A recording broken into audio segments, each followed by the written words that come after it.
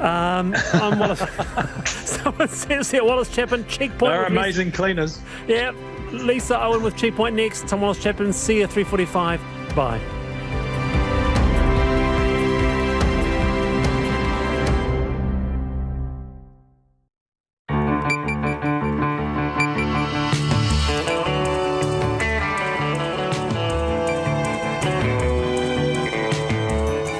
Whakarongo mai koe ki te reo irirangi o Aotearoa. This is Checkpoint on RNZ National. I'm Lisa Owen. E haere aki nei, rooms running out at the inn. Desperate families are turned away from emergency motel accommodation as the housing wait list keeps growing.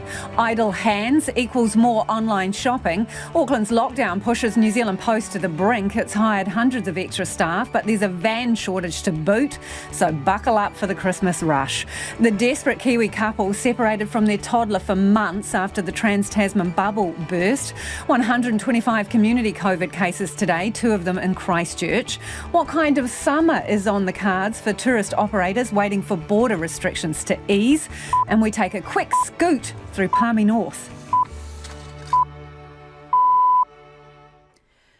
RNZ News at 5 o'clock. Maloni, I'm Marama Tipole. Anxiety is running high after another 2 cases of COVID-19 were confirmed in Christchurch this afternoon. The 2 new cases are linked to yesterday's cases, and 13 people are considered close contacts, including the parent of a child at Spraydon School. Chamber of Commerce Chief Executive Leanne Watson says everyone's on edge and event cancellations are rolling in. She says people are cancelling bookings for Christmas functions and fewer patrons are eating out at restaurants in case a snap lockdown is announced. Leanne Watson says she hopes the cases will spur more Cantabrians to roll up their sleeves for a vaccination. There are now 125 new cases in 5 regions: Northland, Auckland, Waikato King Country, Marlborough and Canterbury. Andrew McRae reports. Today's 2 new cases in Christchurch are from a single household linked to 2 cases announced yesterday. 13 close contacts have been identified and all are isolating and will undergo further testing. The Ministry of Health urging people across Canterbury to closely monitor locations of interest, and anyone with symptoms should get tested. COVID-19 was detected in Christchurch wastewater samples taken on Wednesday, and further samples from across the region are being collected today. 3,000 tests were carried out yesterday across Canterbury and 11,000 vaccinations given. New laws will be passed to remove barriers for disabled New Zealanders to access transport, health, education or any other services in a major reform announced today. The government will establish a new ministry for disabled people alongside an accessibility governance board. Minister Carmel Sepuloni is promising to prioritise the voices of the disabled community, who represent about a quarter of the population. She says the new law will be pivotal to better participation. The burden of responsibility for overcoming participation barriers too often falls unevenly on individual disabled persons and their whānau. Too often, their ability to live life to the fullest and contribute to their full capacity is blocked due to the inaccessibility of so many spaces and places. The new ministry will be in place from July next year. A mentally ill man jailed under the 3 strikes rule will be released after his 7-year assault sentence was reduced to 6 months. Daniel Clinton Fitzgerald, who has schizophrenia, was resentenced in the High Court at Wellington today following a Supreme Court decision that his original sentence was excessive. He was convicted twice for assaulting women on the street, a 3rd conviction in 2018 for attempting to kiss a woman on a Wellington street invoked the 3 strikes rule and the maximum sentence. Mr Fitzgerald's lawyer, Kevin Preston, says it's been a long road. Well, the concern now is, of course, that Daniel gets the help and support he needs because it was that lack of help and support which probably put him there in the first place. Kevin Preston wants the government to repeal the 3 strikes law. NZ Post is urging customers to click and collect or order in bulk to help it clear a backlog before Christmas. The request comes after Aucklanders spent more than $700 million online. That's $122 million more than the same quarter last year. NZ Post has hired an extra 400 vans and 800 workers in Auckland, but it still needs an extra 300 workers, and there are no more vans left to hire in the city. Chief Customer Officer Brian Dobson says it's not going to be enough. There are limits on how much you can scale up. Look, we've exceeded our targets in terms of Auckland deliveries already. We thought we wouldn't get to the level that we are now. We do have a little bit of upside from where we are, but there are some physical limits and there's not much delivery capacity beyond the level that we're achieving at the moment. NZ Post says cut-off dates for parcels could be even earlier this year to ensure they arrive for Christmas. It's 5:04. Wales coach Wayne Pivac remains in awe of the preparation his captain Alan Wynne-Jones puts into his rugby. Jones will become the most capped international when he lines up against the All Blacks on Sunday for his 149th test. He'll surpass the 148 games played by former All Black captain Richie McCaw. Biggest thing I would say about Al is just the sacrifice that he makes and the way he presents himself before every training session, and then the recovery protocols he goes through. It is the ultimate professional, and he's just such a great role model for others in the group. Meanwhile, All Blacks coach Ian Foster has given Beauden Barrett a start at first 5 in his 100th test. Barrett has claimed the number 10 jersey ahead of Richie Mo'unga, a selection Foster says Barrett deserved. The Wellington Phoenix will return to Wollongong to play early season home games for both their men's and women's A-League football teams in the southern New South Wales city. The club leaves for Australia on Monday and plans to be back in New Zealand in late January for a run of 4 consecutive home games for the men's side at yet-to-be-confirmed venues. The Kiwis Rugby League player Nelson Asofa-Solomona is in line to be the first NRL player stood down for refusing a COVID-19 vaccination. The Melbourne Storm forward has reportedly told the club he doesn't want to be vaccinated. Health orders in Victoria mean unvaccinated players are not able to enter the Storm's facility. Yena tātou talaho, that's the news. Tomorrow morning, Joanna Lumley on the Queen, travel, animal rights. Steve Broniazak says there's a more innocent time through New Zealand LP covers, a vinyl adventure. And Ollie Lux investigates polyamory, which turned out to be really hard. Call Kim Hillaho. Join me tomorrow morning from 8 on RNZ National. And taking a look now at the short forecast from Met Service to midnight Saturday. Ka kikilake te tala o te tau mo te whenua. Northland, Auckland and Coromandel Peninsula. A few showers, some possibly heavy this afternoon. Rain developing tomorrow evening. Waikato to Manawatu, including the Bay of Plenty and the Central High Country, also Gisborne to Wairarapa. Showers, heavy with thunderstorms, hail and possible localised downpours. Tomorrow, expect isolated showers turning to rain from the evening, but mostly fine from Gisborne through to Wairarapa. Horowhenua to Wellington, partly cloudy with possible showers, rain developing tomorrow night. Nelson and Bulla, a few showers today, rain developing tomorrow evening. For Westland and Fiordland, a few showers for Westland, but fine in Fiordland. Rain developing tomorrow and possibly heavy. Marlborough and Canterbury, areas of low cloud. Showers today, some heavy and thundery north of Christchurch. Isolated showers tomorrow morning, then fine but scattered rain possible at night. Otago and Southland, isolated showers inland until evening and mainly fine tomorrow but showers developing in the east. And for the Chatham Islands, low cloud or fog with occasional rain. It's 5:07. Nā mihi marama, tēnā koutou katoa no mai haere mai ki Checkpoint I tēnei rā, ko Lisa Owen tēnei. Auckland's 11-week lockdown has New Zealand Post on the brink. The demand for online shopping is so great, the company has been forced to hire 800 more workers, but a van shortage in the city means deliveries are taking at least a week and are only set to get worse as Christmas approaches. It comes as Auckland has spent over $700 million online over the last 3 months. That's $122 million more than the same quarter last year. And as Lois Tanuth and camera operator Marika Habazi report, New Zealand Post is now urging online shoppers to click and collect or order in bulk to help them out. If you're waiting on a parcel, chances are it's probably here. Piles of packages are being processed and sorted, whizzing along conveyor belts and through scanners before landing in piles, ready to be couriered from Auckland's operations facility in Highbrook. Chief Customer Officer Brian Dobson says this is the busiest they've ever been.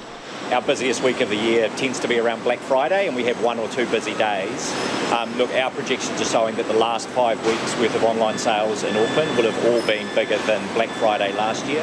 They've hired an extra 400 vans and 800 workers in Auckland, but they still need an extra 300 workers, and there are no more vans left to hire in the city. And as the festive season approaches, it's not going to be enough. There are limits on how much you can scale up. Look, we've exceeded our targets in terms of Auckland deliveries already. We thought we wouldn't get to the level that we are now.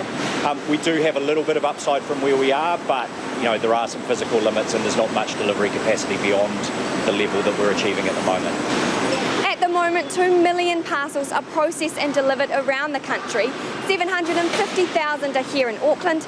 That's about 4 parcels a second. Operating hours have also been extended. For workers like Shi Te Māori, who manages the floor during the day, she's working 6 days a week to keep up. We only used to process maybe about 2,000-3,000 a shift, plus doing forward, local and same day forward. But because of it being so busy in the Auckland region, we're on a run sort to the vans in Auckland, and we can average now probably up to about 7,000, 8,000, 10,000 an hour. How do you feel when you get to day 7? Oh mate, that's rest day. Yep, day 7 is rest day, definitely. Yep, got to prime up for the other days that we've got, get ourselves ready. She says it's been a whole team effort. Oh, we've probably hired an extra, just on our shift alone, probably about 80 to 90 temps. And not only that, we're getting help from the corporate people that are coming in on a Saturday to give us a hand.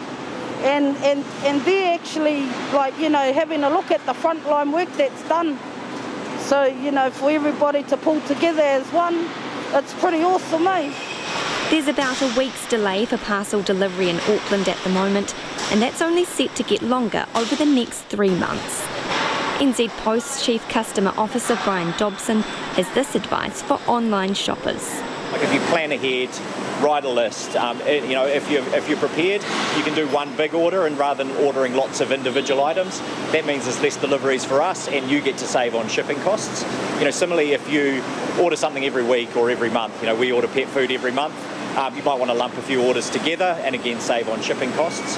And look, in Auckland, a lot of the retailers are still offering click and collect. So if that's available, that is a way that you can avoid those delivery delays at the moment. Cut-off dates could be even earlier too, so make sure to keep an eye out. In the meantime, staff like Shi Te Māori are working round the clock to clear the parcel backlog. Still come every day, and we look at that wall over there and we think, one day we're going to come in and it's going to be clear, which we have had some good days. And NZ Post is also warning the pandemic has led to reduced air freight capacity around the world, and stricter lockdowns in some countries are also causing delays. Delivery times to send parcels overseas in time for Christmas are looming. Parcels to anywhere other than Australia will need to be posted by mid-November. And if you were listening to that piece from Marika and Louise, we'll put the video up on our Facebook page and you can check out that massive parcel centre. Huge. Homai o whakaaro, we would love your feedback. Nō reira ane na kaupapa mō te hōtaka nei. Are you shopping up a storm online? Is it boredom? Are you locked down in Auckland with little else to do? And what have you been buying?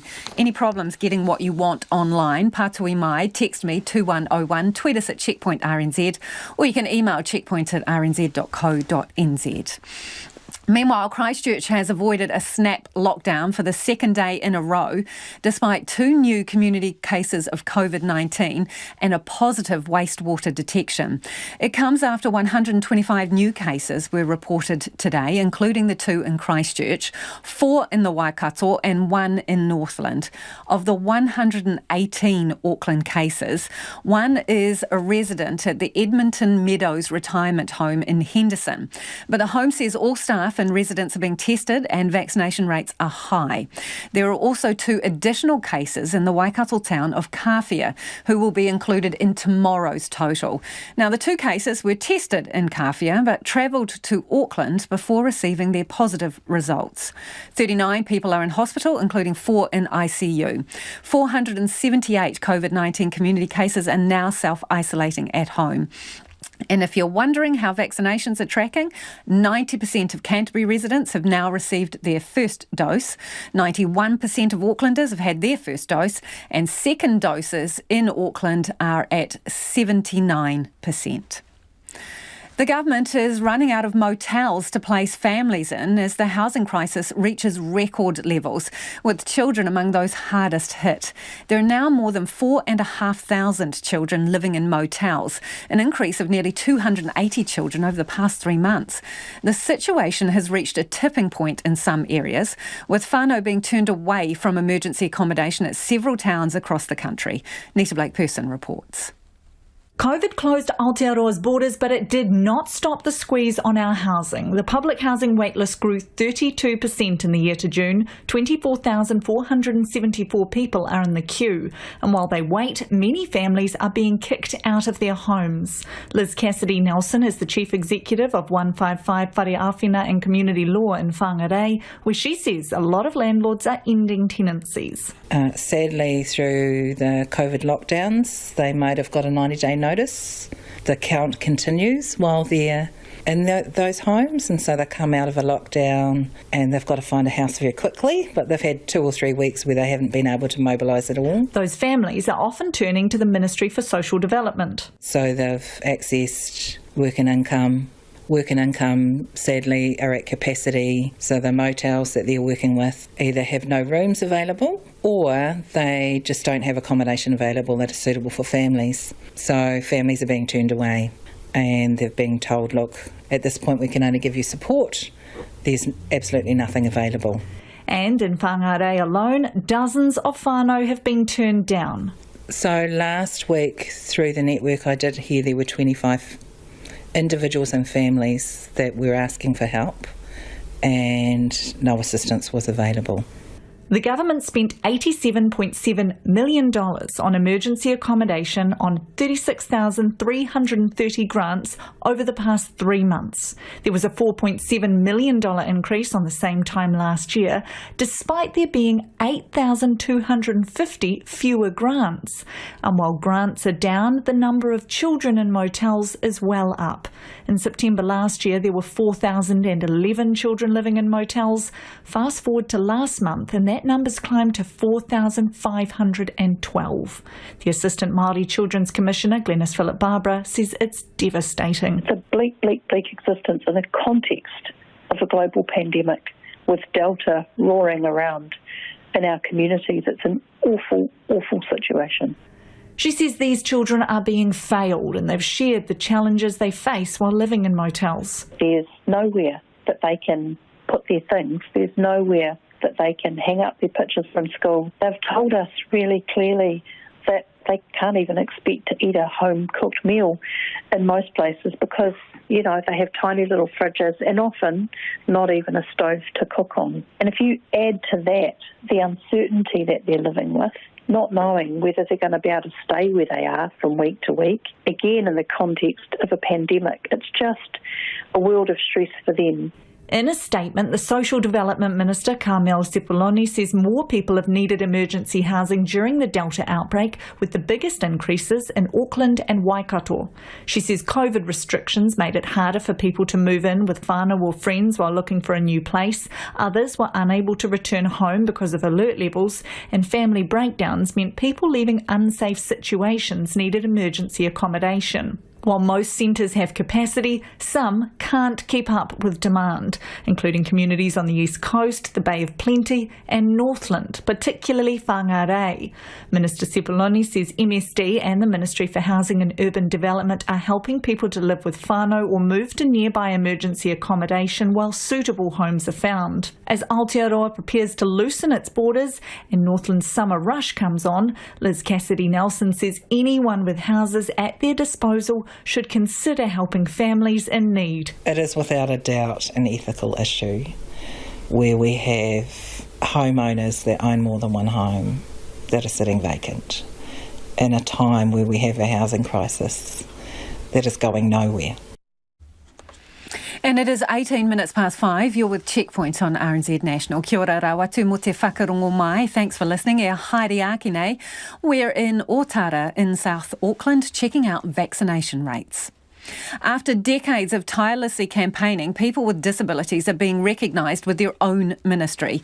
The government has moved to establish a new agency and a separate accessibility governance board. It will also introduce new legislation to improve access for disabled people, promising to prioritise disabled voices at all levels of decision making. Our political reporter Annika Smith has more. Colleen Brown's adult son Travis has Down syndrome. She's spent decades campaigning for disabled rights, even taking on wins over having to prove that Travis still has Down syndrome.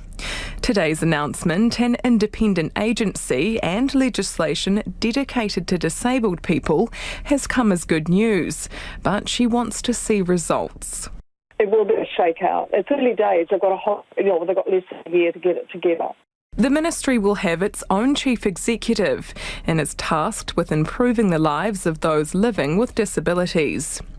Minister of Health, Andrew Little, is promising the voices of the disabled community will be prioritised and heard. A key focus will be ensuring disabled people continue to receive funded support during this time. It's also important disabled people and their families and whānau are a core part of the new system, and their voices are embedded at all levels of decision-making. The government is also moving to improve access for disabled people across Aotearoa.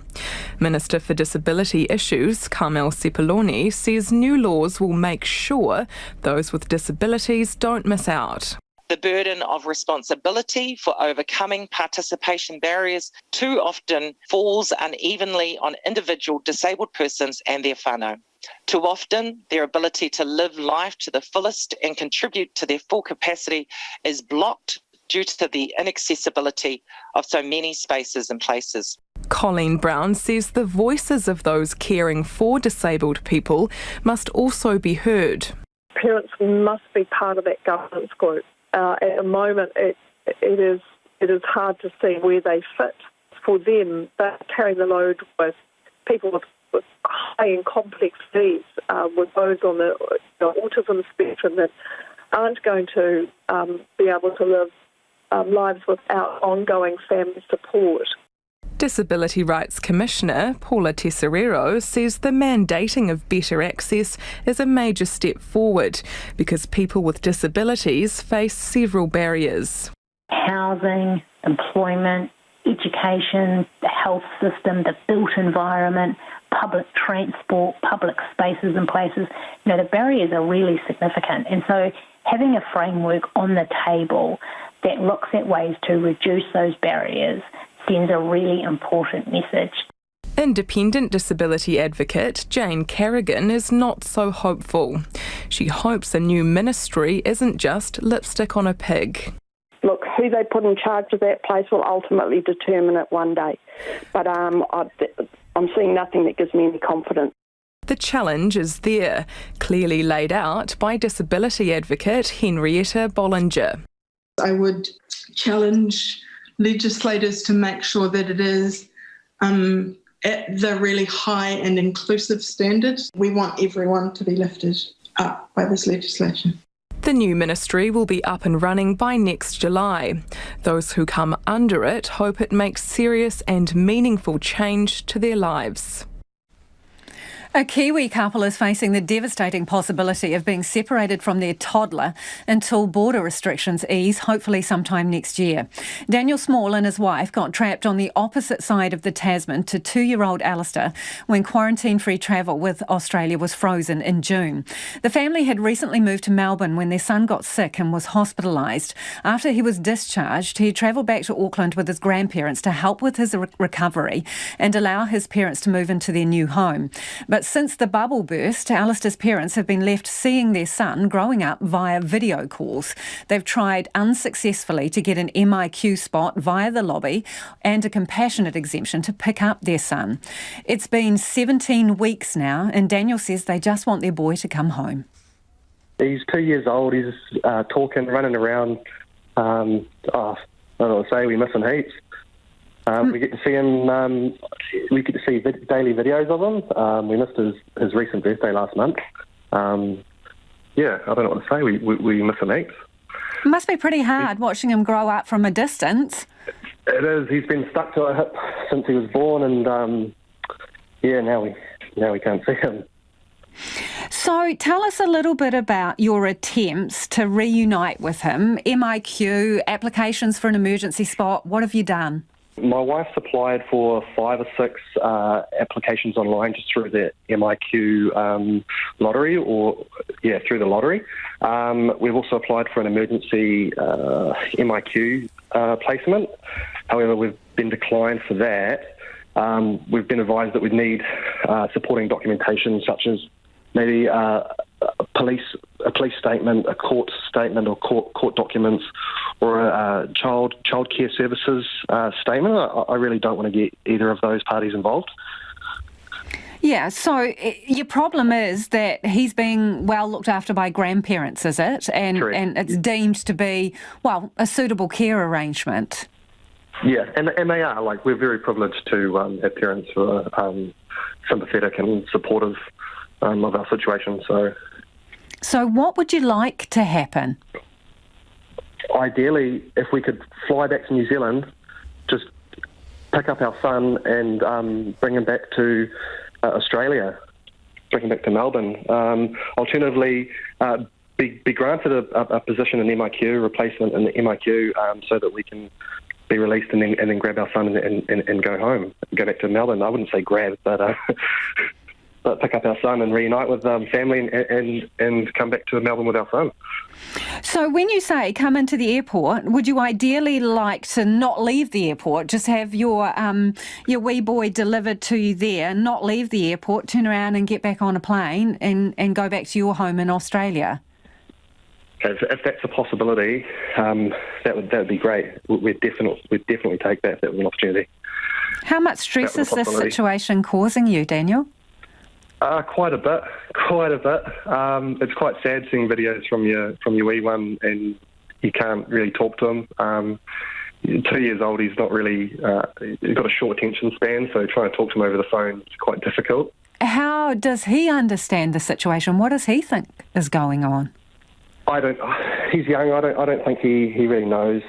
He is in a good position. He is with his grandmother and his grandfather. They both care for him and love him. So I don't think he really knows what's going on. And what is it like for them? They're grandparents, and I'm sure they love their grandson, but to be the full-time carer... They do. It's stressful for them. I mean, they're both got a large property they're trying to maintain. They've got a bit of a farm there and trying to maintain that. They're also working from home. They've got a business overseas that's been struggling, and now they've got a wee one to look after. So yeah, it's stressful and frustrating for them. So what would you say to the powers that be, the people who make the decisions? What would your appeal be to them if they could hear you now? Just give us some advice. Like tell us what the plan is. You know, we're both vaccinated. When can we see our son? It's been 4 months. Is it going to be 6 months? Is it going to be a year? 9 months? Like when? But when will we see our son again? That's all we want to know. That's probably the first thing. And then is there anything that can be done to allow us back in the country to reunite with our son? The COVID response minister has outlined the plan for MIQ over the next few months. And he's indicated potentially the borders could, start to ease the restrictions in the first quarter of next year. How prepared are you for the prospect that you may not see your son for another 4 or 5 months? That's terrible. That's devastating news. That's terrible. I don't know what to say. Yeah, I'm not prepared at all. I really just want to reunite with my son, get him back, And we've asked Emmy whether Daniel could pick Alistair up from Christchurch Airport and fly straight home to Melbourne. MB has asked for a privacy waiver, which Checkpoint has supplied, and we are now awaiting a response. It is 28 minutes past 5. Kia mau tonu mai. Stay with us. You're listening to Checkpoint on RNZ National. As Auckland DHBs rocket towards the 90% double dose rates needed to open up the region, some of the city suburbs are being left behind. Locals in Otara's west side say the vaccination rollout could have been better managed by the government. Meanwhile, the suburbs' healthcare providers are gearing up for another vaccination drive this weekend. Nick Trubridge and cameraman Nick Munro have the story. Otara, in the heart of Auckland's south. Population well above 20,000, but vaccination rates well below the national average. We're hitting the streets on Otara's west side, where 53.5% are double-dosed, not far off 20% below the countrywide rate of 72%. And we've come here to give the people their say. Why is this community lagging behind, and what could have been done better? My biggest frustrations is the fact that South Auckland is painted in this certain picture. I saw an article on New Zealand Herald that outed Counties Manukau. And I guess that to me just drives a divide in society. We get chatting to residents outside a local dairy on the corner of Franich Street and Gilbert Road. What do people who actually live in this community believe has gone wrong? I feel like if there was much more involvement with, I guess, the little, not little, but I guess iwi groups and I guess community groups, then from the beginning, then we wouldn't be in the situation where we are now, where we're struggling to get people to get vaccinated. This chap is fully vaccinated, but many here, nearly half of those eligible, are not. We need to acknowledge the fact that there are certain people in community who don't trust authority, and they might use this as a motive to get, rebelling against what society is trying to do. The sentiment shared among many as we wander through Otara's west, past tidy rows of houses, some people chilling in their front yards, others hard at work. But what's been harder for some is getting information on the vaccine. I always ring, but it's hard, very hard to get in touch with doctors and nurses. Again, she's pro-vaccine, fully vaccinated, but she knows plenty who aren't on board. They may be scared, but I love to, I'm happy to take it. Yes, I love to, but some people are scared. They might get sick, but I'm quite happy to take mine, yes. Neighbours on Hope Place say the conspiracies have gripped some in this community faster than the facts. I said that some people might think there's there's magnetic things in it or something, but I just advise them to get it done, just if it's going to save lives and many more. Some have climbed back out of the rabbit hole, this mother eventually deciding to get dose 1, today going back for dose 2. Me personally, it took me a while to decide if I was going to get it.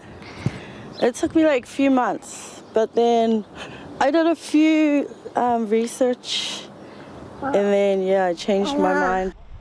Fighting off fiction with fact is Irata Pasi, clinical lead at South Sea's Otara Vaccination Centre. There are few cars that we ask question, what makes you come now for the first dose? So mostly it's like the workers, they want to travel, they still want to have their job. Of course, they need to have their job, and then they just want a freedom to go travel overseas, go Wellington or go out of New Zealand. But with double dose rates still down in the 50s, it's time for a new tool. We've had vaccine taxis, COVID vaccine caravans and coaches, but how about the good old-fashioned door knock? So we're planning to do our home visits. Knock door. So there are some barriers of changing address, changing phone numbers. So we sort of going to the current address, they have door knocking. It's just be there, promote the vaccine and then offer the vaccine to our elderly people at home.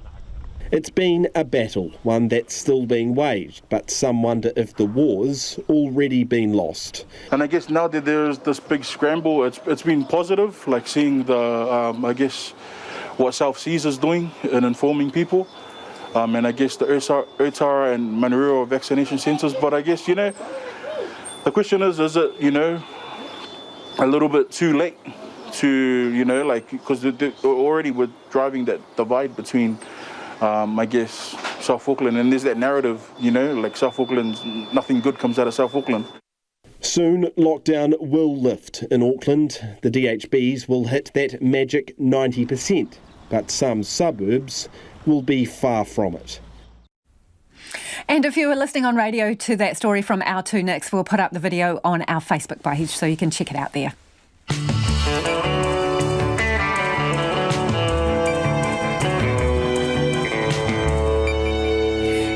E te iwi e haere nei e a checkpoint. Tourism operators fear another summer in the wilderness with no movements on the border. Uncertainty hangs over Christchurch as it heads into the weekend with more COVID cases but no more restrictions.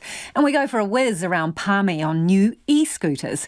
Homai o whakaro, we would love your feedback on anything you've heard on the programme this evening. MIQ, parents being separated from their children by the bursting of the quarantine-free travel bubble between Australia and New Zealand, and online shopping's doing a booming trade at the moment because of Auckland's lockdown.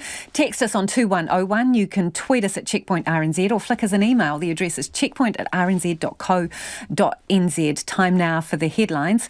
Ko marama anō tēnei. Haka he tai lahi lele. Thank you, Lisa. Anxiety is running high after another 2 cases of COVID-19 were confirmed in Christchurch this afternoon. The 2 new cases are linked to yesterday's cases, and 13 people are considered close contacts, including the parent of a child at Spraydon School. NZ Post is urging customers to click and collect or order in bulk to help it clear a backlog before Christmas. The request comes after Aucklanders spent more than $700 million online. That's $122 million more than the same quarter last year. Families needing a place to live are being turned away from motels, which are already full of emergency housing clients. More people have needed emergency housing during the Delta outbreak, particularly families on the East Coast, Bay of Plenty and Northland. COVID-19 has forced the biggest event on the Māori calendar, Te Matatini Kapahaka competition, to be postponed for a year until February 2023. A mentally ill man jailed under the 3 strikes rule will be released after his 7-year assault sentence was reduced to 6 months. Daniel Clinton Fitzgerald, who has schizophrenia, was resentenced in the High Court at Wellington today following a Supreme Court decision that his original sentence was excessive. He was convicted twice for assaulting women on the street. A 3rd conviction in 2018 for attempting to kiss a woman on a Wellington street invoked the 3 strikes rule and the maximum sentence. The light rail proposal now on the table for Auckland is being described as economic lunacy by the National Party. A working group's preferred option is a tram running underground from Wynyard Quarter to Mount Roskill before coming up to street level. It has an estimated price tag of $14 billion. The Disability Rights Commissioner is hailing a new ministry as a significant step forward for disabled New Zealanders. The government is setting up a ministry for disabled people and introducing laws to make the country more accessible for the disabled community. Those are the headlines. Our next news and sport update is at 6. Thanks, Marama. No mai hoki mai. This is Checkpoint. Ko Lisa Owen tēnei. Ko taku hoa e nei, ko Nona Peltier, who's in our Auckland newsroom to talk business. Nona, let's start with Genesis Energy saying the use of coal for electricity generation has peaked. What is the reason? Well, even though we've been burning more this year than we have for a long time, and it is still going to remain a key backup for power, there's other resources coming online, and so they believe that the electricity sector has reached its peak coal use. There'll be more renewable generation available, which means that Genesis will no longer need to burn as much coal, and that the competitors and so on will be, their competitors as well as themselves, will be able to do more with what they have available in terms of renewable energy. And Nona, let's talk about consumer confidence. It's turned pessimistic. And what does the latest ANZ Roy Morgan Consumer Confidence Survey, well, what does it tell us? Yeah, well, we dropped 7 points last month. And that's to 98 points, which is a pessimistic reading. So anything above 100 is considered more optimistic. We were there last year with the lockdown, so it's not a big surprise that we've ended up in the same spot. Although people had a feeling that we were going to have a much more, economic boom and what we saw last year. Sometimes now a number of economists are thinking maybe not, and that's because of the duration of this. And the difference is that we're not going to beat COVID into submission, where we're going to have to learn to live with it. So what's happened is that consumers have decided that it's not a good time to buy a major household item. That dropped to 7 points, and that was following last month's 20-point fall. They also expect inflation to go, well, in the words of Sharon Zollner, who's the chief economist at ANZ, ballistic, rising to 6.2%. With house price inflation also lifting to 6.7%. And the fall was actually felt a lot more for younger adults who, tend to be more exposed to those price rises of necessities, as well as those 35 to 40-year-olds who are probably the most heavily mortgaged. They had a significant hit. And that was played out in our New Zealand dollar. It sagged a little bit today, although it's still, pretty steady from where it was yesterday. It's 71.9 US cents, 95.2 Australian and 52.2 British pence. Now, Genesis Energy, after that announcement today, they rose nearly 2%, and that helped the NZ Top 50 Index break its 4-day losing streak. There were gains across most of the 10 biggest companies. The index rose 1%, or 129 points, up to 13,100. Thank you, Nona. Nona Peltier with Business News there. Some tourism operators fear they're kissing another summer of international business goodbye after yesterday's MIQ announcement. Come mid-November, double-vaxxed Kiwi returnees will spend 7 days instead of the current 14 in MIQ before heading to home isolation for a further 3 days and a final COVID test before being freed. The government has also signalled a phased move to more home isolation, but that's not until the first quarter of next year. And at this stage, it's basically for New Zealanders coming home. There's no date for international tourists to return, and one of the biggest domestic markets, Auckland, is penned in. Well, joining me now is Fiordland Jet co-owner Chris Adams. Hi, Chris. How do you take that news about the border? G'day, Lisa. Politically correct answer is it's a start. My personal opinion is it's a bloody disgrace. Like, they've had 18 months since COVID started, and they've come out with some traffic light system that doesn't really make sense, gives us no dates. The 7-day then home isolation, yeah, brilliant. But give us some more dates of when things can actually happen, and not just really for tourists, for Kiwis that want to get home, and for Kiwis in New Zealand that want to go and visit family, old relatives, new grandchildren overseas. People want to know time frames. So what hope did that announcement give you for the summer? Absolutely none. To be honest, I don't even want to watch the news anymore. Our leaders seem to smile and have joy in keeping us locked down. The rest of the world's leaders are trying to get their countries open, and our people that are standing up there are gleeing that they're keeping us locked down for longer. So international tourism, that's a long way off. Yeah, so your business, which I imagine would normally gear up over summer, what plans have you made? Have you taken on more staff? Are you hedging your bets? How do you plan? Well, one of our biggest problems is not only have we lost international tourists, we've lost you Aucklanders. And, you've been caged up for 11 weeks now. We don't even know if you'll be here for Christmas. So staffing up, we made the decision at Fiordland Jet to employ 2 more staff for the summer months ago. We might be left with some people that are really bored. So it's really difficult. Like Te Anau, the West Coast, all these places rely on tourists, but not just international, domestic, and we're not getting any domestic anymore, so it's blimmin' tough. So how are you guys surviving? Well, we're hanging on, but, one of the problems, I've got a mate that's got a high-end accommodation, and he was telling me the other day he is getting cancellations now for November, December 2022. That's a year off from overseas high-end markets that are cancelling and taking their money elsewhere because I don't think New Zealand will be open in a year's time. If we'd known a year ago that it would be like this, most places probably would have just hibernated and would have been cheaper for the government. We just need some time frames. So we've set vaccination targets, and by that I mean the government set a vaccination target to transfer into this traffic light system. Do you agree with that approach, or do you think there's a better option? Personally, I'm for vaccination. I'm double vaxxed. But 90% for all of New Zealand, it's a ridiculous target. I think there's only one or two small countries in the world that have got there. I'm hoping it's a scare tactic, and then they're going to say in a month's time, let's get out and open some borders, or what's the point of being double vaccinated if Auckland's are still double caged up while double vaccinated? Us guys down here can't see anyone.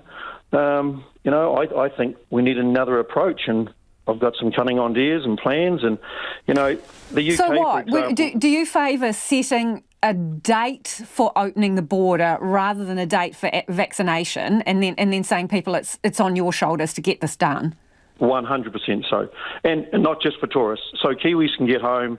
So people know if you're getting vaccinated, there's a reason for getting vaccinated. There's a time frame. Like, in my mind, 1st of December, we say that's when we're going to start opening New Zealand up. Auckland can go and travel. 1st of February, the borders open up for vaccinated people.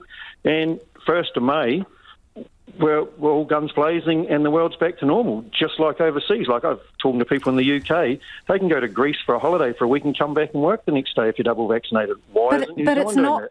The world is not normal, though, is it? And there's still an element of risk involved. Well, there's a risk getting on a plane, for starters, but New Zealand was a leader in COVID and looked up upon as, what a great country we were.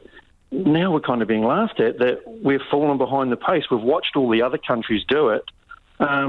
Financially, can we sit back and keep handing out money for wage subsidies and keep Aucklanders away and businesses and hospitality closed up for something that isn't going to go away? We're not going to eliminate COVID. It's here to stay.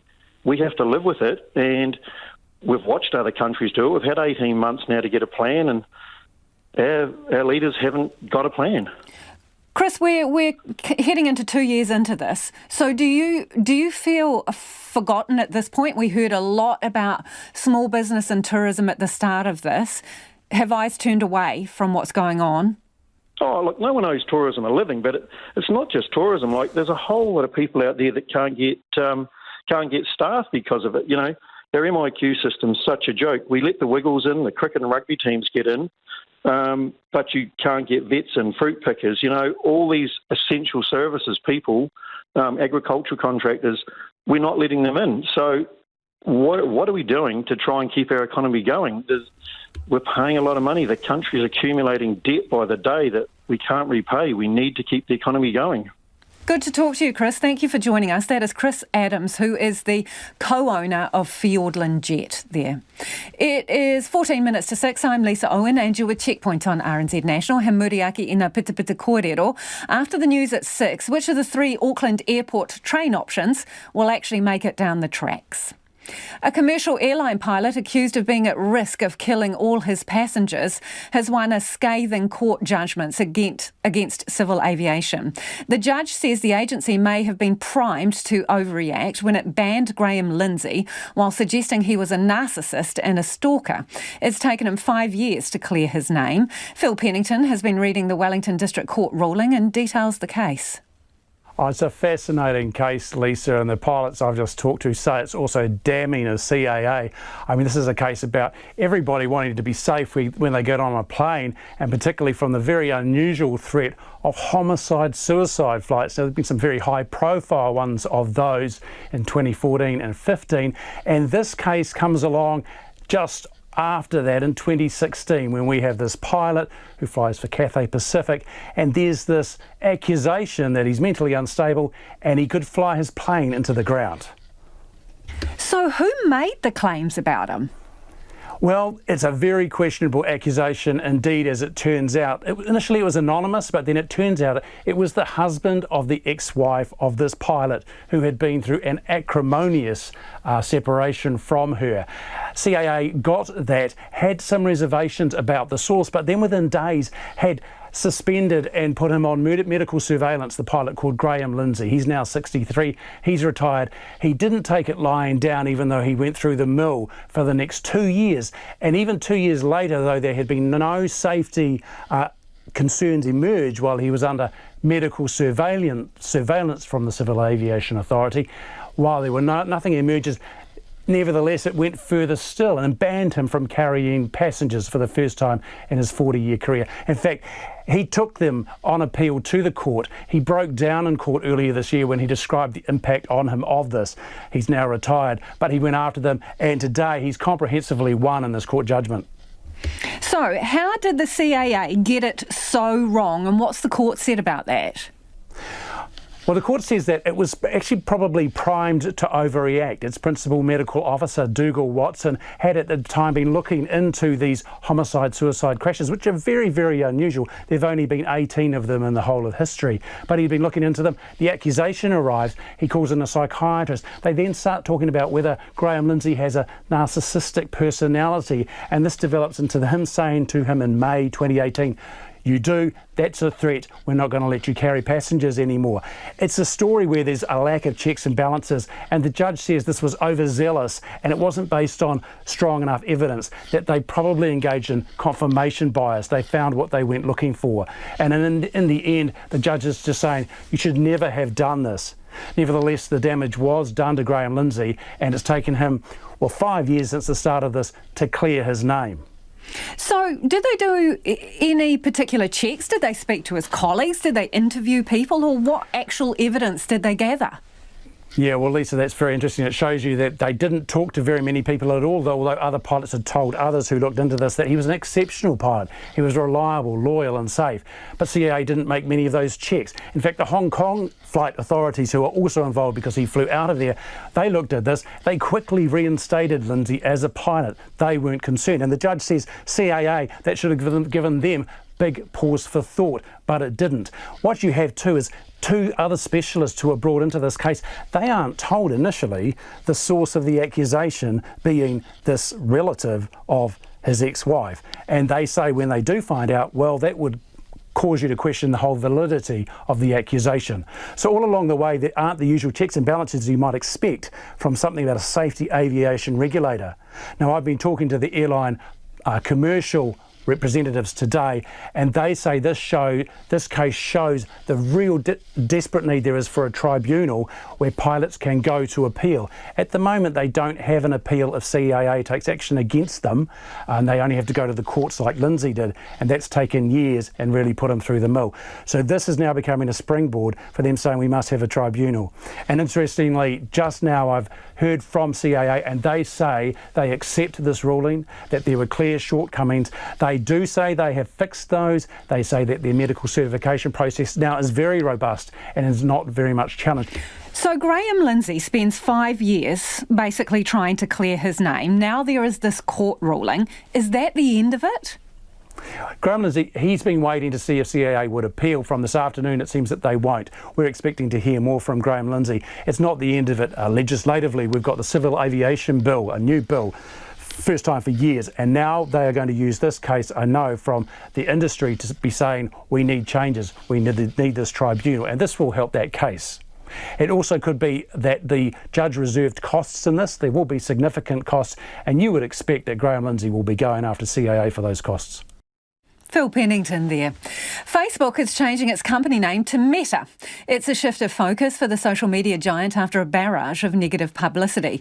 World Watch's Max Toll has this report. I am proud to announce that starting today, our company is now Meta. With his typical awkwardness, Mark Zuckerberg declared that Meta is better. Our mission remains the same. It's still about bringing people together. Our apps and their brands, they're not changing either. And we are still the company that designs technology around people. But now we have a new North Star to help bring the metaverse to life. OK, the metaverse. What's that? Well, essentially, the company is also creating an online world for people to play games, work, or just to communicate in, perhaps using virtual reality headsets. Imagine you put on your glasses or headset and you're instantly in your home space. It has parts of your physical home recreated virtually. It has things that are only possible virtually. And it has an incredibly inspiring view of whatever you find most beautiful. Hey, are you coming? Yeah. A name change isn't an unusually radical shift. In 2015, for instance, Google restructured and called its parent company Alphabet. That name hasn't really caught on, but Zuckerberg concedes the Facebook brand does need to change. The BBC's tech reporter James Clayton explains. Facebook is essentially going to be split into two different parts. One part is the social media apps part of the business, that's Instagram, WhatsApp and Facebook. The other part is Oculus, that's virtual reality, and this concept of the metaverse, which is essentially an online area where you can chat to your friends, you'll have your own avatar, you can do exercise, you can shop online. That doesn't exist yet, but that's going to be in that part of the company. Many suspect this is an attempt to negate some of the unfavourable publicity Facebook has suffered, particularly around revelations about the negative impact it has on mental health and the speaking out of a former employee, Frances Haugen, who this month accused the company of putting profits above safety. They're getting 3 to 5% of things like hate speech. They're getting 0.8% of violence inciting content. Engagement-based ranking prioritizes that kind of extreme content. Reaction to Meta has been pretty overwhelmingly negative. It's seen as a PR ploy by an increasingly unpopular company. A former speechwriter for Barack Obama posting, "We're still going to call it Facebook, right?" Comedy writer Adam Lance Garcia tweeting, "Stop trying to make Meta happen." Gretchen, stop trying to make fetch happen. And UFC fighter Conor McGregor tweeting, "Mate, leave it out," to tens of thousands of likes. Palmerston North streets and walkways are about to liven up as e-scooters hit the pavement. The Mayor's an enthusiastic proponent, but some people are questioning if they're safe. Our Manawatu reporter Jimmy Allingham has more. Palmerston North Mayor Grant Smith taking a spin on the newest form of transport in the city. How was that, Grant? Fantastic. Really, really good. From Monday, Lime, Beam and Flamingo scooters will be available to ride around the city, with Flip expected to soon join. Each company can operate up to 200 scooters during the year-long trial. Which one will you be using? I'll use all three. No, they're all good. Some are a bit different from others, but yeah, Flamingos seemed a bit faster. People can hop on any time between 6 a.m. and 9 p.m, and locals can expect to see the Mayor whizzing past. Will you be using them? Yeah, I will. We're just talking, you know. For instance, you know, council to council, Palmerston City over to Horizons. It's just that little bit far to walk at times, you know, but I can just seeing it being a really good option for us. Mr. Smith acknowledges fears are real and says scooter riders should be considerate. Council officials say safeguards are in place to avoid a rush of ACC injury claims. Scooter companies say they're a safe and environmentally friendly means of transport. Jackson Love, co-founder and chief executive of Flamingo, says riders are reminded of their obligations. We always encourage our riders to use the bow we've got there and just to always give way to pedestrians and be mindful of those on the footpath. It's always, pedestrians who should have the right of way on the footpath. Lime and Beam also promise a focus on safety. The scooters can go as fast as 25 kilometres an hour in outer parts of the city and 15 kilometres an hour in the CBD. There are exclusion zones and areas where they can't be dropped off. People out and about in Palmerston North this week mostly welcomed the scooter's arrival, but there wasn't universal endorsement. In high traffic areas, I would think they're pretty much a bit of a hazard, really. Yeah. Especially when other people don't notice they're coming along. As long as they alert people when they're passing, I feel like it would be fine. But when people start to stop doing that, that's when it becomes a problem, I feel. I really enjoy them. I'm excited to use them. So you will use them next week? Yeah, I'll use them. A number of times I find myself just stopping and waiting because I'm afraid I might have a collision. But I think that'd be great for people to get round town. I've often been tempted to hire them, but my balance isn't as good as it used to be. Chris Teo-Sherrell is a spokesman for Living Street's Aotearoa. The group is against e-scooters on footpaths because of the risk to vulnerable walkers. It wants to see the scooters used in cycle lanes. Dr Teo-Sherrell says people in other New Zealand cities have been injured by scooters and the allowed speeds are too fast for footpaths. Do you know how fast the typical person walks? 5 kilometres per hour. So the very minimum, that's 3 times the minimum, the speed of a walker. And for older and less abled people, it's actually about 2 or 3 kilometres per hour. So that difference between the speed of the walker and the rider is considerable, and it's the difference in speed that contributes to the force if there's a collision.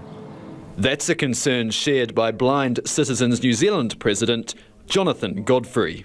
Too many people in society cannot hear the scooters coming or do not have the ability to take evasive action even if they do hear them. I've been to Auckland and Wellington. I've suffered at the hands of idiots riding scooters, and I've suffered at the idiots who leave them laying around on the streets. Dr Godfrey predicts there won't be much demand for the scooters, while Dr Teo-Sherrell says new toys often lose their lustre. Carnage or damp squib? Palmerston North finds out from 6 a.m. on Monday. And if you were listening to that one on radio and want to see how the mayor there handles himself on a scooter, check out the video online. We'll chuck it up on our Facebook page. A lot of you raising an issue about online shopping, saying that sellers are putting things in different packages. One person said they bought 4 shirts. They arrived in 3 packages over a number of days. They were happy to wait. RNZ News at 6 o'clock. Maloni Gwauko Maramati Pole. Anxiety is running high after another 2 cases of COVID-19 were confirmed in Christchurch this afternoon. The 2 new cases are linked to yesterday's cases, and 13 people are considered close contacts, including the parent of a child at Spraydon School. Chamber of Commerce Chief Executive Leanne Watson says everyone's on edge and the cancellations are rolling in. There's just too much uncertainty. So it does make it really, really hard to plan forward. So what that means is that people aren't, making bookings for Christmas functions. They're not making bookings to go out for dinner. Leanne Watson says retailers are following the rules to a T because they know what another snap lockdown will mean for them.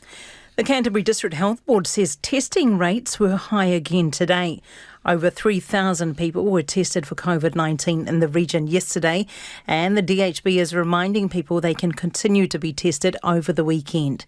Testing centres in Christchurch will be open on Saturday and Sunday, and in Ashburton on Saturday.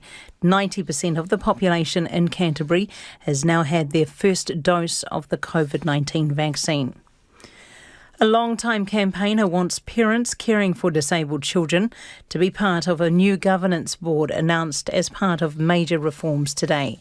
The government's setting up a new ministry called the Ministry for Disabled People, for now alongside a separate accessibility governance board. New laws will also be passed to remove barriers for disabled New Zealanders to access transport, health, education or any other services. Colleen Brown's adult son, Travers, has Down syndrome. She says the voices of parents must also be prioritised through the governance board. At the moment, it is hard to see where they fit. For them, they're carrying the load with people with high and complex needs that aren't going to be able to live lives without ongoing family support. The new ministry will be in place from July next year. A commercial airline pilot accused of being a risk to his passengers says he's been vindicated. Graham Lindsay, 63, was put under flight restrictions for more than 2 years after an accusation he was mentally unstable and might deliberately crash his plane. But a district court judge has ruled the Civil Aviation Authority's director was overzealous in pursuing the Hong Kong-based pilot. The ruling shows CAA's principal medical officer said Mr Lindsay's narcissistic personality traits were a risk. Now retired in Coromandel, Mr Lindsay told RNZ it was worth the 5-year fight to clear his name. The number of children living in motels has increased by nearly 280 over the past 3 months. Latest Ministry for Social Development figures for the end of September show there were 4,512 children living in motels, up from 4,233 at the end of June. The Assistant Māori Children's Commissioner, Glenys Philip-Barbara, says the situation is devastating. It's a bleak existence in the context of a global pandemic with Delta roaring around in our communities. It's an awful situation. Glenys Philip-Barbara says urgent action is needed so that children are not growing up in motels. The light rail proposal now on the table for Auckland is being described as economic lunacy by the National Party. A working group was asked to kickstart the project after it stalled without the backing of Labour's coalition partner, New Zealand First. The group's preferred option is a tram running underground from Wynyard Quarter to Mount Roskill before coming up to street level. It has an estimated price tag of $14 billion, significantly more than the cost of the original proposals. National says it's an astronomical amount for a tram that will be slower than the bus. President Biden's hopes for a quick vote on his landmark economic reforms have been dashed hours after he had announced a framework agreement with fellow Democrats. An expected vote has now been delayed, with some Democrats wanting more assurances on a larger social and climate bill. Here's the BBC's Peter Bowes. One fascinating aspect about this whole thing is that really just two moderate Democratic senators have been at the centre of holding all of this up, and we still don't know whether they are in agreement with the bill as it is now written. So this isn't signed and sealed. This is still a bill in progress and happening right now. Those senators and members of the House as well looking at the fine print to see if they can sign off on it. Meteorologists are warning of heightened tropical cyclone risks in Aotearoa this summer. NIWA has published weather predictions for the next 3 months, showing the country is trending towards La Niña conditions. These bring northeasterly winds, moist, rainy conditions in the north, and reduced rainfall in the south. Meteorologist Ben Knoll says the North Island in particular needs to be on guard for cyclones fuelled by warm waters. He says there's potential for a cyclone to land before the new year. It's 6:05. Half a dozen All Blacks are playing their first test in Europe when they take on Wales in Cardiff this weekend. One of those is flanker Ethan Blackadder, who's played all of his 7 tests so far in Australasia. Blackadder has been named on the blind side for the game against the Six Nations champions and is excited about playing at the Principality Stadium for the first time with a noisy 70,000 fans on hand. There's going to be some decibels getting pumped out, I'd say. Yeah, I've only heard from boys that have played the singing and the national anthem and all that. So, I'll make sure my ears are well tuned in. The game starts at 5:15 on Sunday morning. Bowler Adam Milne thought he had done enough to warrant selection in the initial New Zealand squad for cricket's T20 World Cup and says he'll use his injury call-up to prove he should have been. Milne replaces Lockie Ferguson and will be available for the Black Caps' crucial next game against India. The fast bowler says he was disappointed to miss out on being named after his performances in Australian and Indian T20 competitions and for the Black Caps against Bangladesh. With selection, these things happen, and you've got to respect the decisions that the coaching staff and selectors have made, and thankfully it's all sort of worked out in the end, I guess. But you've just got to keep going on and keep trying to perform to your best and prove to the coaches and selectors that you are good enough to be in this position now. The Black Caps play India and Dubai in their second T20 World Cup game on Monday morning. Ko ngā talaho liena, that's the news. There's something quite exciting about combining New Zealand's track record in innovating in trade policy with the UK's scale and global reach. Probably been unfair pressure that we've put on negotiators, but both sides, the EU and ourselves, see the value of moving this ahead as quickly as we can. Politics in Depth. Join us for Focus on Politics online and on air Friday after Checkpoint and after the 5 p.m. news on Saturday on RNZ National. Ka kikila ki te tala o te tau mo te henua. Now the short forecast from mid-service to midnight Saturday. Northland, Auckland and Coromandel Peninsula, a few showers, some possibly heavy, but rain developing tomorrow evening. Waikato to Manawatu, including the Bay of Plenty and the Central High Country, also Gisborne to Wairarapa. Showers today heavy with thunderstorms, hail and possible localised downpours. Tomorrow expect isolated showers turning to rain from the evening, but mostly fine from Gisborne to Wairarapa. Horowhenua to Wellington, partly cloudy with possible showers, rain developing tomorrow night. Nelson and Bulla, a few showers today, but rain developing tomorrow evening.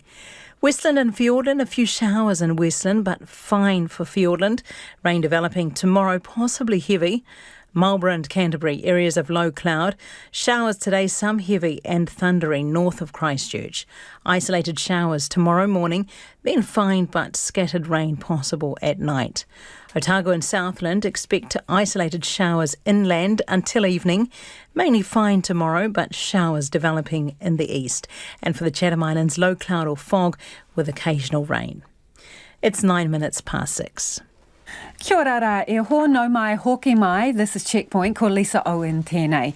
In breaking news, the Ministry of Health has confirmed that the Northland DHB has reported 2 new community cases of COVID-19 in southern Kaipara.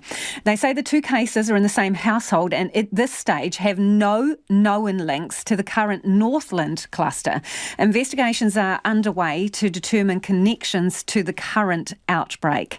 And the pair was tested on the 27th of October and have been isolating with public health oversight. Also, the Ministry of Health is investigating reports of a positive case of COVID in Tonga.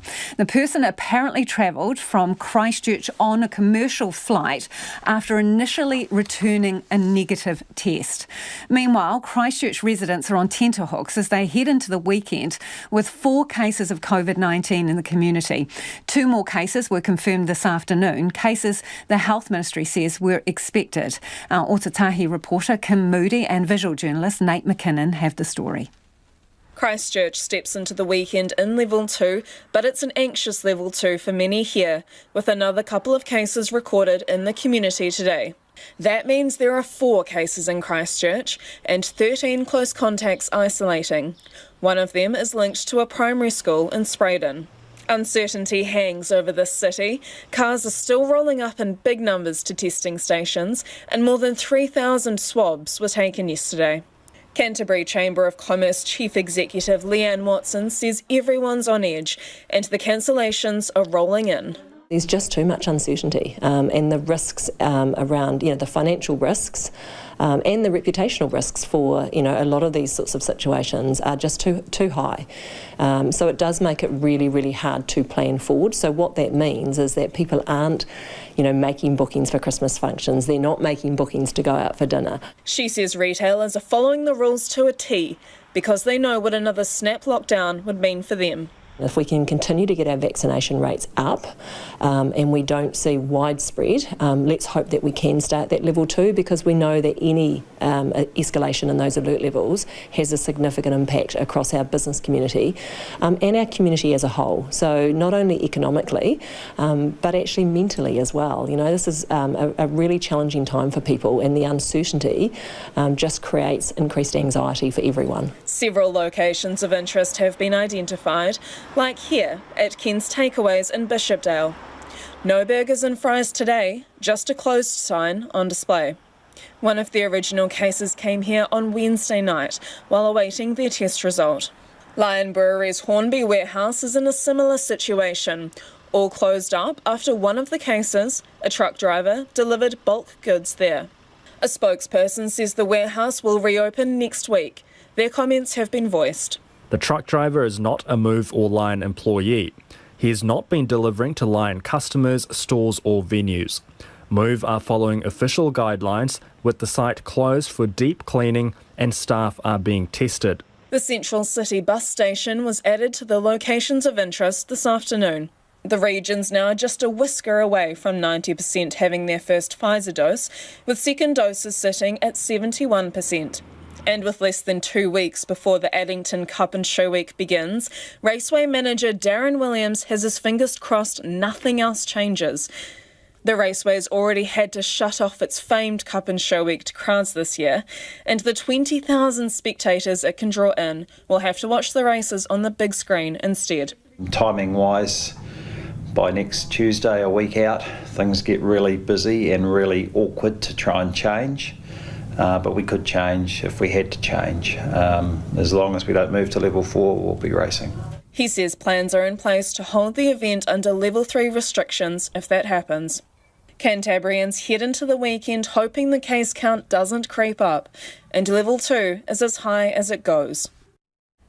And if you're just joining us, in breaking news, the Ministry of Health has reported there are 2 new community cases of COVID-19 in southern Kaipara. The 2 cases are in the same household, and at this stage they don't have any known links to the current Northland cluster.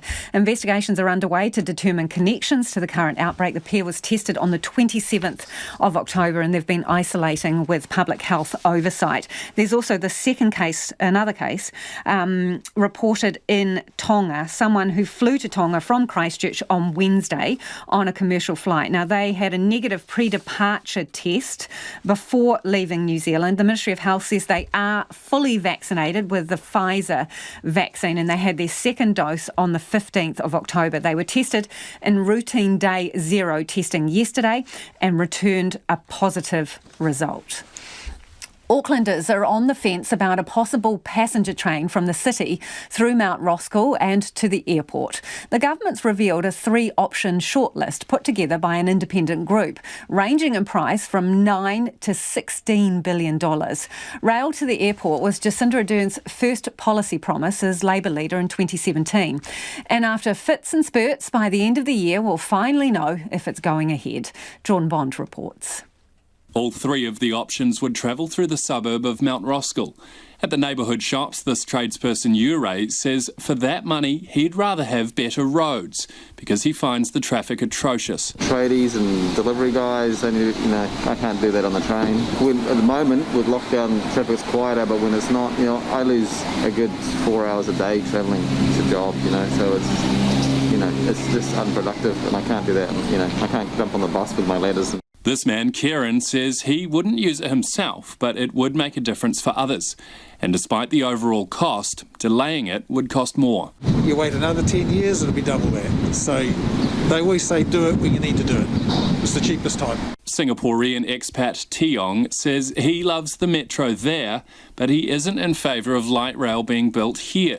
He says Auckland's not populated or busy enough for the benefits to outweigh the costs. Because the end product seems very promising. You got light rail, look nice. Man, the construction part is going to take a long time, a lot of disruption to businesses and traffic, and the cost involved, because it's going to balloon, Each of the options would also travel through Onehunga. There's already a rail line from Onehunga into the CBD, but not south. Sela was in favour. That's a brilliant idea, yeah. I think it's about time too. I think it'll lessen the traffic. People can park their cars in Onehunga and catch the train all the way to the airport. I think it'll, and probably carbon emissions, something to think about as well. Rosemary, who works in the city and currently drives to work, says the current train is too infrequent to rely on. She would catch a more regular option. If it was once every 5 minutes, definitely. The Onehunga train line comes once every half an hour, and even then quite often the train is delayed, so it just doesn't really work for us. Dion, the owner of a cafe on the Onehunga Mall, says COVID's hit them hard and disruption from the build would be another setback. That's not just us, all business along Onehunga Mall and everybody else will have quite a difficult time to actually run their business with it having to start their railway here. Matt Lowry, a public transport commentator who runs the website Greater Auckland, says some form of rail is the best option for this corridor. But a few things in the proposal didn't really add up for him, including the cost of the surface option along Dominion Road. Most projects overseas of this kind of project cost sort of $60 to $150 million per kilometre to build. They're proposing for this to cost $375 million per kilometre. So we're more than twice the amount of what most comparable cities are spending on these sorts of projects. The benefit-cost ratio of the options are 1.1 and 1.2, just above a ratio of 1 in which the benefits equal the costs. If the cost throughout the project were to increase, then the ratio may be at risk of falling below 1, where the costs outweigh the benefits. Matt Lowry says the price tag could yet increase, but so could the utility Auckland gets from it. In any case, he says other transport projects are worse. There are a bunch of highway projects that we're building that have a cost-benefit ratio of 0.2, which we also shouldn't be building, but we're building much lower value projects around many other parts of the country. The government has not decided that this will definitely go ahead, but all the signs are there. Transport Minister Michael Wood called this a necessary investment to reduce congestion as Auckland grows to a projected 2.5 million people by 2050. We should have been investing in this sort of infrastructure decades ago in Auckland and our bigger cities. We didn't, and I don't think we should keep kicking the can down the road. Cabinet will look at these options and have a decision by the end of the year if it wants to go ahead with any of them. It is 19 minutes past 6 and you're with Checkpoint on RNZ National. A new one-way travel bubble with some Pacific nations is being welcomed. Travellers from Samoa, Tonga, Vanuatu and Tokelau will be able to come to New Zealand without a stay in MIQ. It opens the door for family and friends to reconnect and provides more security for RSE workers seeking employment. RNZ Pacific's Alicia Foon has more. Family reunions are on the cards, with people in Samoa, Tonga, Vanuatu and Tokelau soon able to enter New Zealand quarantine-free. The New Zealand government says from November 8th, double vaccinated travellers from those Pacific nations will be able to skip managed isolation and quarantine. Auckland councillor Efeso Collins is excited people get the chance to connect next month. Just another glimmer of hope. People have felt so disconnected from the family that they're so accustomed to travelling to see right throughout the Pacific. There's a lot of functions in New Zealand, like funerals, weddings, birthdays, really significant functions that we bring family over for. He says MIQ has been a huge barrier to seeing family, mainly due to cost. Although most Pacific peoples will be visiting their ainga, there's hope they will be getting out and about to support businesses and tourism industries as well. Tourism Industry Aotearoa Chief Executive Chris Roberts says it's a crucial first step. Well, most of our visitors from the South Pacific come here to visit friends and family and may not spend that much money while they're here or do the sort of tourist-type activities. They're very welcome, though, in the current circumstances when they're essentially the only visitors we're going to have coming in. New Zealand's horticulture industry is also pleased there'll be less hoops to jump through when recruiting RSE workers from the Pacific Islands. Managing Director at Hortus, Aaron J, says it provides reassurance and security to both RSE workers and their employers. Going forward, it gives us obviously a lot of peace of mind that we can recruit and bring these people in as and when required, and obviously reduces the cost of travelling to New Zealand, not being stuck in MIQ on their own, which is actually really hard. They've found that really difficult. Being able to come straight to their employer, who in most cases they have good long-term relationships with, into environments they trust and know. He says it gives people a peace of mind and reduces costs when arriving into New Zealand. The clean-up continues in West Auckland 2 months after severe flooding swallowed parts of the region. The massive flooding saw dozens of homes evacuated, roads washed out and dealt a heavy blow to businesses already struggling under the Alert Level 4 restrictions in place at the time. Jean Bell reports.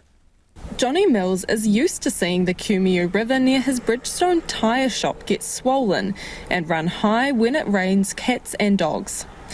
But 2 months on, he is still shocked the waters got so high his business was flooded.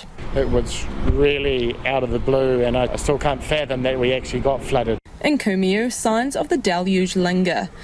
Shop windows on the main drag are boarded up, skip bins are full with rubbish and locals shake their head and mutter about waist-high floodwaters.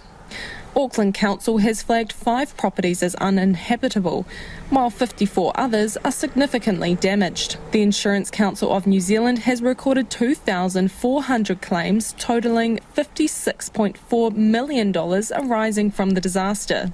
Johnny Mills is grateful for his insurance. He's among the lucky ones who can reopen, but he's still waiting on some internal walls to be replaced. He says the hold-up on construction supplies is slowing the repairs down, which will be dragged out by another month. Waiting for the builders to come in, and of course with the way it is at the moment, they're finding it hard to get supplies, so we're just still waiting for that. North West Country Business Association chairperson Mark Dennis says many businesses got hit hard. There was many businesses which lost all their stock. There were several businesses that lost multiple vehicles, trucks, equipment, shut them down for a long period of time. He says the ongoing lockdown in Auckland has hurt businesses even more, and they're hoping to be able to tap into the Christmas rush. In the Waitakere Ranges, 7 roads hit by slips are yet to be repaired. This includes Te Hinga Road, where a massive pile of dirt still blocks the road and will require heavy machinery working on top of a cliff to fix. Out at Te Hinga Bethells Beach, 200 residents were temporarily stranded when the only road in and out was washed out by a swollen river. The route was swiftly repaired, but Mark Allen, a local resident and Waitakere Ranges local board member, expects further storms in the future. We are going to see more of these extreme weather events. The Waitakere Ranges is perfectly situated in the west of Auckland to be able to capture that rain, but it actually means also as climate changes and we get more and more severe weather events, we're going to have more and more attacks on our infrastructure. He says upgrading the roading network is part of this. It's built on old cart tracks, it's built on old paths. It wasn't built, a lot of it, for this kind of extreme weather.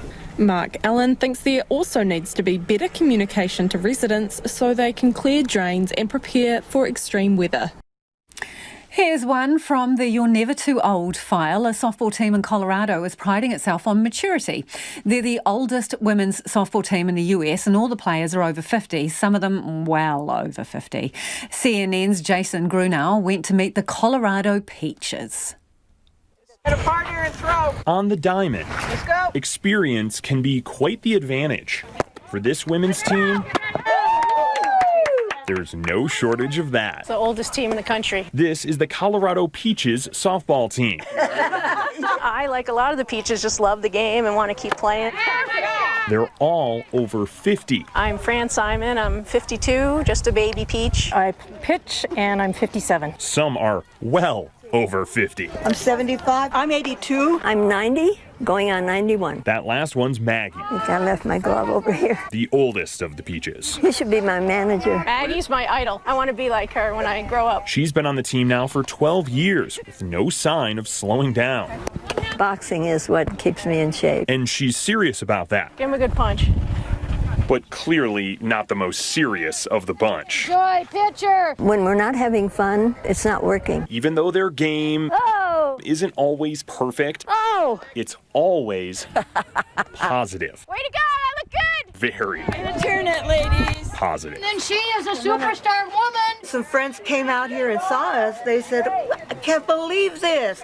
It's fabulous. It's really fun. At their age, you could say they've been around the bases a few times. We've had knee replacements and hip replacements, and my back went out a couple of months ago. 2 knee replacements, shoulder replacement, surgery. But still, they're out here. Okay, speed here. We caught up with the Peaches ahead of the World Senior Games, a big tournament out in Utah. How many out? Hoping to repeat or top their success from 2019. We won the silver. The same color as some of their hair. Going home! A big achievement given what was happening Out of there! off the diamond. She was having surgery for her cancer. The team's coach, Gail, who, like these ladies, wouldn't let illness or age get in her way. She was in her hospital bed, and she was coaching us. On FaceTime, I was holding my phone so she could coach, and she gave directions. This year, though, Gail will be with the Peaches on their sleeves. Our coach passed away in March. Just an amazing woman. This will be the first big tournament for the team without her. I miss her as a friend. We actually built this together. She was wonderful. Wish she was still around. Watch 3! This year, Fran Simon is coaching in Gail's honor. We win just by being out here. Slugging seniors and ground out getting grandmas with high hopes. We're taking it all this year. We're going for the gold. Because if experience teaches us anything, Our goal is to just have fun and to support one another. the score of their games, just like age, is just a number. Even if we don't win, we win. Colorado Peaches is our name. And the big thing is to be a worthy opponent. But we love this game. Well, just to bring you up to date before we head off on COVID cases, Ministry of Health has confirmed that there are 2 new community cases of COVID-19 in the southern Kaipara. Now, the 2 cases are in the same household, but at this stage they have no known links to the current Northland cluster. So investigations are underway to try and work out what connection they may have to the current outbreak. The pair was tested on the 27th of October and have been isolating, overseen by Public Health, we are told. Now, investigations are still underway to work out where they may have been and to identify any locations of interest. So the Ministry of Health is asking people to keep a close eye on their locations of interest web page so you can see if you have been in any of the same places. They're also encouraging anyone in the area who has symptoms to get a test. Now, there is going to be testing available over the weekend. So here are some of the locations. Kaiwaka at 3 furlongs. They're asking you not to call the venue for a booking and rather to call Healthline. Testing's going to be available Saturday, Sunday and Monday between 10 and 2 at that location. Whangarei at Kāmoa, 20 Winga Crescent. Now, the hours there are going to be 9 a.m. to 4 p.m.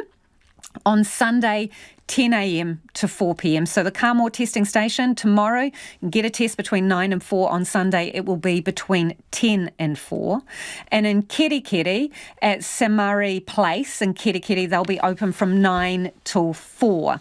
Now, the 2 new COVID cases, they're not part of the 125 cases announced today. They will be added to tomorrow's totals, and they're urging anyone in Northland who hasn't already been vaccinated to please go out and get vaccinated. They're also investigating a case reported in Tonga of a person who left New Zealand on Wednesday night after returning a pre-flight departure test negative, but they've returned a positive test since arriving in Tonga. They left from Christchurch. So all those testing opportunities there tomorrow and vaccinations, people ready, willing and able to give you the Pfizer vaccination should you want it. That's all from us tonight. The Late News team will keep you updated through the evening. Have a wonderful weekend. RNZ News headlines at 6:30. Northland DHB has advised the Ministry of Health of 2 new community cases of COVID-19 in southern Kaipara. The 2 cases are in the same household and at this stage have no known links to the current Northland cluster. The Ministry of Health is investigating reports in Tongan media of a positive COVID-19 test. That's from a person who boarded a commercial flight to Tonga from Christchurch on Wednesday.